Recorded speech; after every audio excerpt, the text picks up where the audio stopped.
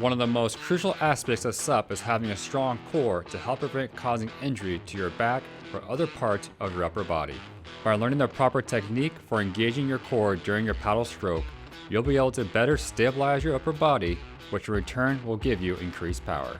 Now, I'm not saying you need a sexy six-pack to have a strong core, but you can add a few simple exercises into your weekly training routine in order to ensure you're continuing to strengthen your core muscles. This will give you the foundation you need to make you an even better SUP athlete. So, if you're ready to level up your stand-up paddling abilities, then let's get started.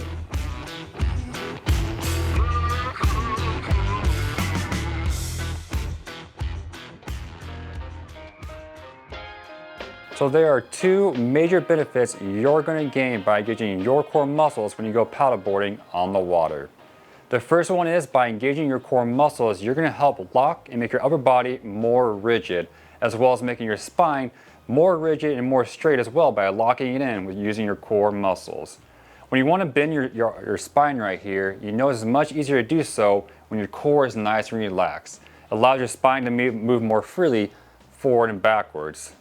But obviously when we're paddleboarding on the water, we don't want to be doing this because if our spine is flexing a lot when we're going through a paddle stroke, it can lead to poor form, therefore causing a higher increased chance of causing injury to your upper body.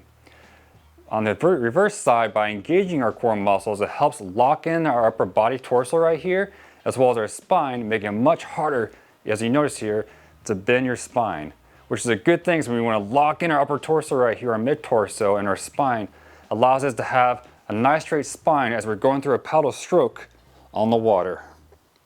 So that's the first major benefit you're going to gain on paddleboarding by locking in your spinal cord by engaging your core muscles. The second major benefit is that's going to give you increased power into your paddle stroke.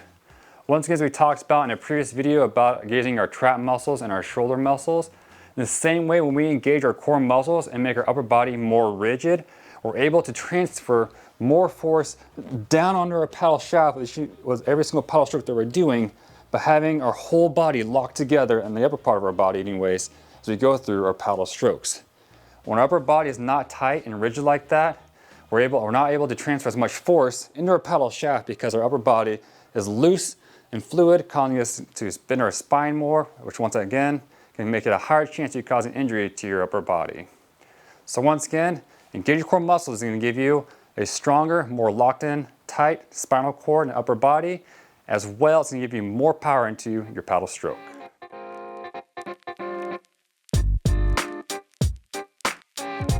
So as I've talked about in previous videos, I divide my paddle stroke into 5 phases. That's my entry phase, my catch phase, my power phase, my exit phase, and my recovery phase.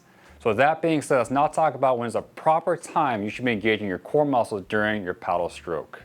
To demonstrate this, I'm using my indoor SUP shaft here in my garage to talk you guys through this.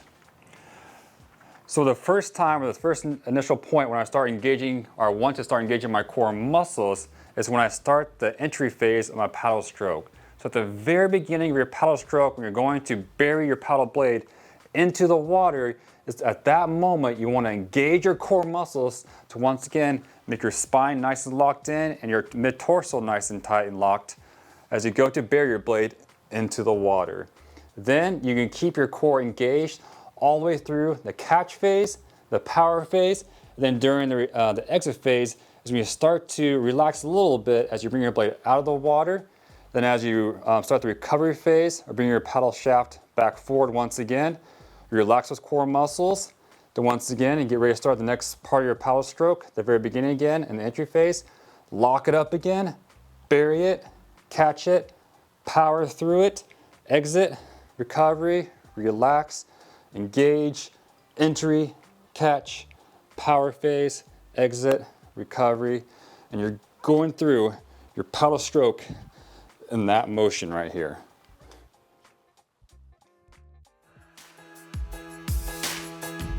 All right, real quick before we move on with the rest of today's video, I do want to give a huge thank you and shout out to WaterSpeed for being a sponsor of this channel. As you guys have probably seen in some of my previous videos, I use the WaterSpeed app on my Apple Watch to record all my paddle sessions. I really enjoyed using their app to keep track of all my paddling stats, as well as looking at their detailed map to see how I was doing in different parts of my paddleboard workouts. What's great about the WaterSpeed app though is even if you do other water sports besides stand-up paddleboarding, they also have a wide range of other water sports you can use to keep track of your time out on the water. So if you're looking for a fun and easy to use app for your paddle sessions, I encourage you guys to go check it out with my link down below. Now when it comes to strengthening our core muscles, sometimes it seems like there's a never-ending list of different types of exercises that you can be doing. But for me, if I had to narrow it down to my top 3, these are what they would be. The first one would be hanging straight leg raises, as this exercise really does a good job at focusing on strengthening the lower part of our core muscles. To do this exercise, all you need is a pull-up bar to hang from, and then focus on keeping your legs nice and straight as you bring your toes all the way up to your eye level. Then you bring your legs all the way back down again, slowly and controlled. If this is too hard for you to do, you can do the alternative of being in an upright chair, of locking your shoulders into those shoulder arm rests, then simply doing the same exercise to bring your legs straight out in front of you, and back down and slow and controlled once again. Or if you still find those exercises too challenging to do, you can do this exercise in its most basic form of simply lying down on your back and bring your legs straight up to a vertical level and all the way back down again to the ground, slowly and controlled. The next exercise is the kneeling cable crunch, as this exercise does a really good job at targeting and strengthening the upper portion of your core muscles. To do this exercise, you can use a cable machine, or you can also use a set of bands attached to a high anchor point if you don't have access to a cable machine. To do this exercise, all you're going to do is grab that rope in your hands for the cable machine. You're going to kneel down in front of it and simply work on arching your back by bringing your head down to your knees and only using your core muscles to pull your upper part of your body there, of your head and your shoulders, down to your knees. Then you're going to slowly release the tension on your muscles of slowly bringing that cable machine back up again, back up into that starting position, the kneeling position in front of that cable machine. You're going to do this over and over again for reps around 10 reps or so, and then work your way down from there by increasing the weight every single round. And then my last exercise I like to do to strengthen the oblique sides of my core muscle group is the classic bicycle crunch. This exercise does a really good job at targeting your oblique core muscles as you twist across your body, bringing your elbows to your knees with every single bicycle crunch that you're doing. And trust me, by the end of it, of 30 seconds or so, you're gonna feel that burn. So I hope that you guys enjoyed today's video, and if you're looking for more exercises to be doing during your weekly training program to make you a better paddler, I do send out a free weekly newsletter every single Monday with a full workout that you can try during your weekly training program. So if you're interested in that, use the link down below to get signed up. I'll see you guys in that email or the next video.